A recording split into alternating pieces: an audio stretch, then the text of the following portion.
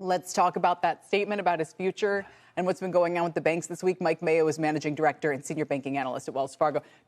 Was he kidding or being facetious, or is this a genuine statement?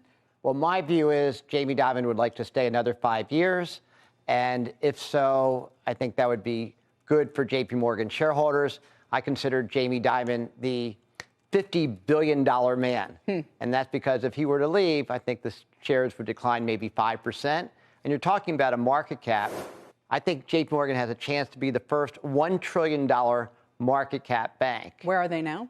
Over 900 billion. Are they really? Wow. Yeah. So you're close to striking distance. Yeah. He's had a legendary run, which you use that word. Very few people get that while they're still at it. He's Warren Buffett-esque, Elon Musk-esque, and what he's meant to that bank and what he's done with it. These aren't presidential terms. He doesn't have to leave. He can stay as long as he wants, right? This is who Jamie Dimon is. Okay, this is his identity. I mean, he is a generational CEO. And if you look at the results, JP Morgan has had best-in-class growth, efficiency, returns, and especially stock price performance. What do they do better than other people? Like, what's the Jamie Dimon, JP Morgan special sauce? Because Goldman Sachs is also hitting new highs constantly. So is it those two and kind of everybody? Citigroup's doing well? What do they do better, though? Well, Citigroup is my number one pick. They're worst in class. And under Jane Fraser, they're going back to becoming a more normal company. And you can make a lot of money on a stock price. That's my number one pick. But the two best-in-class firms are JP Morgan and Goldman Sachs. Do you know what they do better? It's the feedback loop. They're always talking about what they don't do best. And a lot of other companies talk about how we're doing great, we're doing great. We're in the middle of earnings season, by the way, this week. And all these banks that are subpar performers go, look at us, we're doing so well. Whereas, Goldman Sachs says, hey, we want to do better in Asia. JP Morgan will say, in some sort of trading in some country somewhere, they're number 3, they want to be number 1.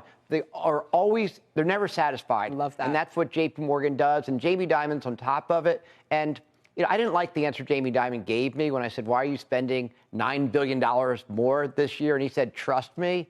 And I'm like, well, trust but verify. But he has earned a degree of trust, because if there's an issue at JP Morgan, don't you have the feeling that Jamie Dimon will be on top of that in a nanosecond? So they're more intense. And being in the office, I mean, that's part of that intensity. And they've gained share in all their major lines of business. So this is a best-in-class global bank. It's right now the best bank that I've ever covered in my 35 years. What? Name another bank that's done better than JP Morgan. Well, I can't name a bank. You're the analyst. It's Mike Mayo. So what's going on this week? I mean, if you just, these declines we saw coincident with a lot of the president's announcements throughout their earnings season. Is it worth even wasting any oxygen on why they're down 5% this week, or is there something meaningful in there? Well, first you had the proposal for a credit card rate cap.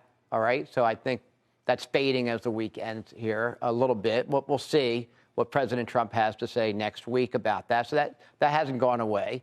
You have an expectation that earnings would continually be revised higher.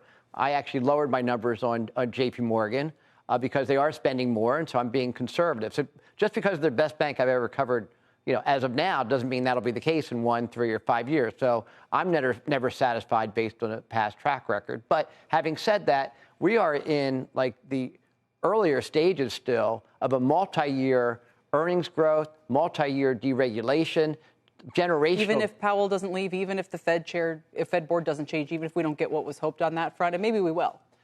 When it comes to bank regulation, I think almost everybody agrees there's been too much bureaucracy, too much red tape, too much uncertainty about the rules around the capital banks have to hold. Everybody agrees on those parts, and that creates more confidence about when you're making your plans, and let banks think about being banks and serving their customers as opposed to... Let banks be banks. No, that was the famous...